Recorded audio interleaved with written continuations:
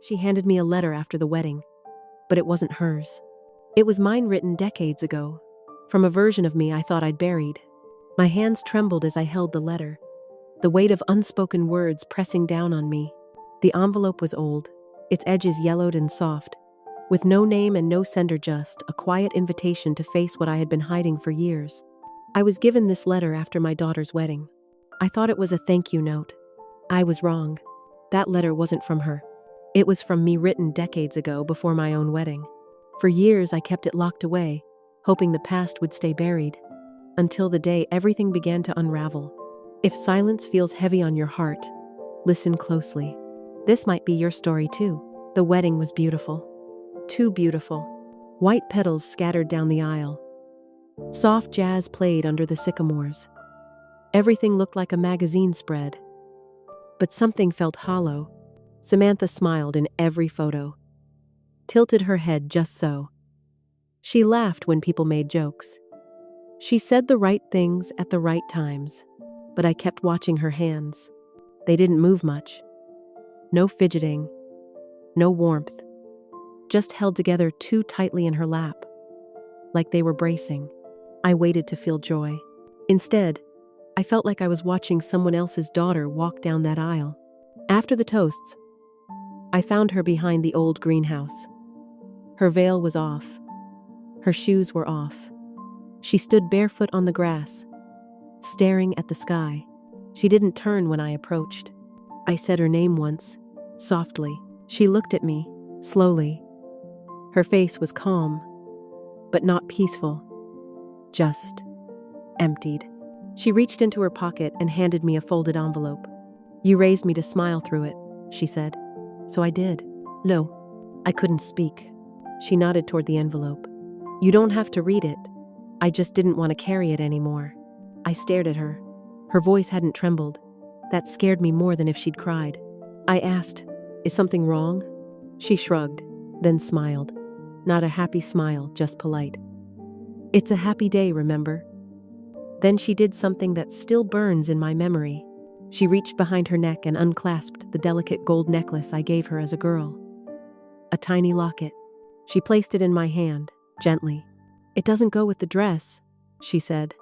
Then she kissed my cheek quick and dry and walked away. That was the moment I knew something had cracked. She didn't throw anything. She didn't cry. But she returned the part of herself I'd once given her. Silently.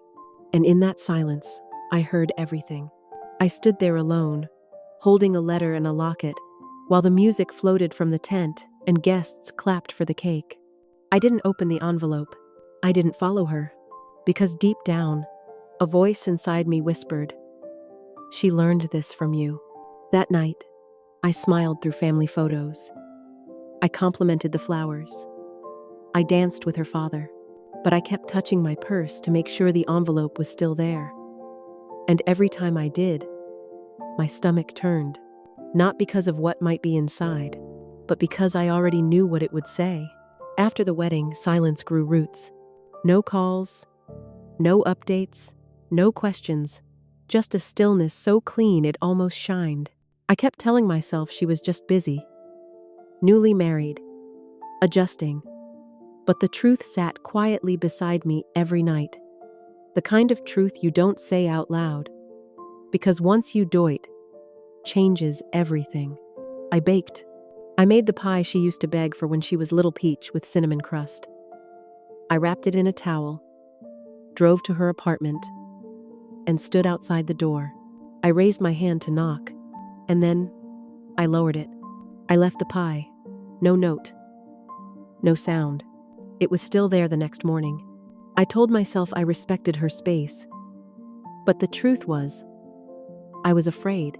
Afraid of what she might say. More afraid of what she wouldn't. One night I opened my jewelry box. The locket was still there. Next to it, a folded Mother's Day card she'd made in 2nd grade. Purple marker. Crooked letters. To Mama. You make everything okay. Oh. I closed the box before the tears came. I thought of the last time she cried in front of me. She was 12. Her best friend had moved away. She was sobbing at the kitchen table. I remember saying, "Take a deep breath. Smiling helps. No one likes a girl who cries too much. She had nodded, wiped her cheeks. I thought I was teaching her strength, but maybe all I did was teach her how to disappear politely. The realization knocked the air from my lungs, because I hadn't just lived in silence. I had passed it down, dressed it up as composure, framed it as grace. And now, my daughter wore it like I used to, polished on the outside, hollow underneath. I watched her life from a distance, holiday photos with Eric.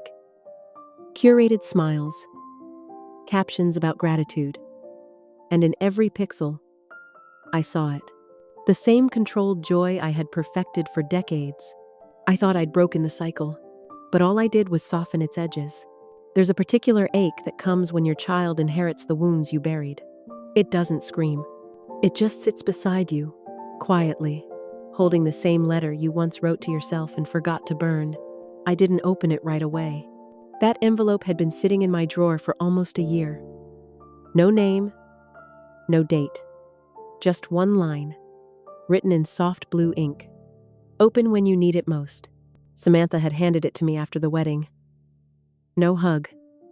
No thank you. Just a strange calm in her voice when she said, "You probably won't need it, but if you ever do." So I placed it between my scarves and an old church bulletin and forgot about it. Or maybe I didn't forget. Maybe I just didn't want to remember. Until the night she came home. She stood in my kitchen with her shoes still on. Her hands were empty. Her ring was gone. Her shoulders dropped like she'd been holding her breath for a year. "I don't know who I am anymore," she whispered. I stood there, frozen. There were 1,000 things I could have said, but all I could think about was that envelope. That night, after she went to bed, I opened the drawer. The paper had yellowed at the corners. A faint stain on one side. Maybe tea. A fold worn thin like it had been opened and closed too many times. I turned it over in my hands. No address. No signature. Just that line. Again. Open when you need it most. I slid my finger under the flap, and the moment I saw the handwriting, my chest went tight. It wasn't hers. The loops, the slant, the way the T's curled left. It was mine. Not the way I write now, but the way I used to. Soft, round, unsure. And then I remembered. I wrote that letter 38 years ago, the night before my wedding. Alone in my parents' basement. Crying into a towel so no one would hear. My mother had said I was lucky. That he was steady. That I'd be taken care of. But my hands had shaken when I put on the dress. My chest had felt hollow. I wanted to scream. But the words stayed inside, so I wrote them down. I wrote that I didn't feel chosen. I wrote that I felt small. I wrote that I was scared not of marriage, but of disappearing inside it. And then I folded the page, tucked it into a book of poems, and put it away. I never showed anyone. I never meant to. Yet somehow Samantha had found it. And instead of asking me about it, she returned it, without saying a word, as if to say, "I know. I see you. I understand." I sat at the kitchen table, the letter trembling in my hands. Line by line, I watched my old self speak to me. A girl who hadn't yet learned to lie to herself. A girl I had buried under chores and dinner plans and long silences. I felt a pain rise in my throat. Not because Samantha had broken something, but because I had. I had taught her how to smile through it. How to endure. How to swallow what should have been spoken. And now, she was breaking under the weight I had passed down. What kind of mother teaches her daughter to disappear? What kind of woman forgets the sound of her own voice? I looked at the stain on the paper again. Faint. Familiar. I remembered drinking tea in that basement. Jasmine. No sugar. It was mine. Everything on that page was mine.